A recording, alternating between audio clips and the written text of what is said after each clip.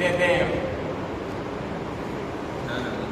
Municipal mayor పాలకవర్గ సభ్యులను తీసుకొని మరి బండి సంజయ్ని కలిసిండో అది ఆయనే అవినీతి విజిలెన్స్ ఎంక్వైరీ తప్పించుకోవడానికి దానికెళ్ళి బయటపడడానికి మరి ఆయన వ్యక్తిగత పరిస్థితి పెంచుకోవడానికి మాత్రమే నిన్న బండి సంజయ్ గెలవడం జరిగింది.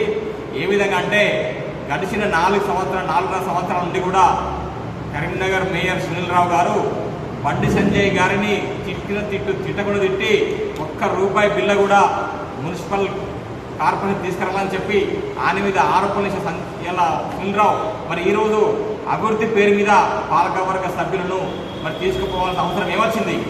దానికి కారణం ఒక్కటే, ఆయనే బీఆర్ఎస్ పార్టీలో ఉన్నాడు. బీఆర్ఎస్ పార్టీ ఈరోజు అధికారం కోల్పోయింది. వీరి యొక్క అనైతిక పొత్తు బీఆర్ఎస్ బీజేపీది ఈ సందర్భంగా నిన్నటికి బయటపడ్డది. ఒక కార్పొరేటర్ కూడా నీ మీద వినోద్ కుమార్కు ద్రోహం చేసినామని చెప్పి మీద కంప్లైంట్ ఇస్తే మీ పార్టీ కేసు సస్పెండ్ చేయడం జరిగింది. అయ్యా మరి అది నిజమేనా? మీ అనైతిక పొత్తు బీజేపీ బీఆర్ఎస్ నిజమేనా? ఆ సందర్భాలనే అది బయటపడడానికి నిన్న మీరు కలవడం జరిగింది. అయ్యా దాంతో పాటుగా ఈరోజు పొన్నం ప్రభాకర్ గారు గడిచిన వారంలో రివ్యూ చేయడం జరిగింది మున్సిపల్పై. మరి మన రాష్ట్ర ప్రభుత్వం మాత్రమే కార్పొరేషన్కు నిధులు ఇవ్వగలుగుతుంది.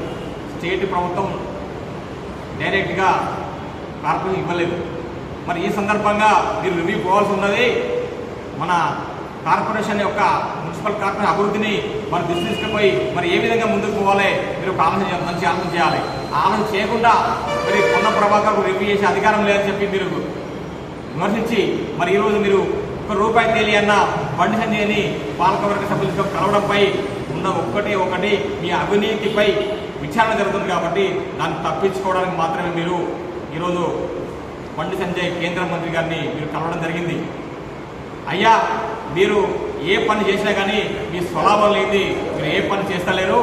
దీనిలో కూడా పాలకవర్గ సభ్యులను పక్కాగా తప్పుదో పట్టించి మీ వ్యక్తిగత పరిస్థితి పెంచుకోవడం మాత్రమే మీరు తీసుకుపోయినరు.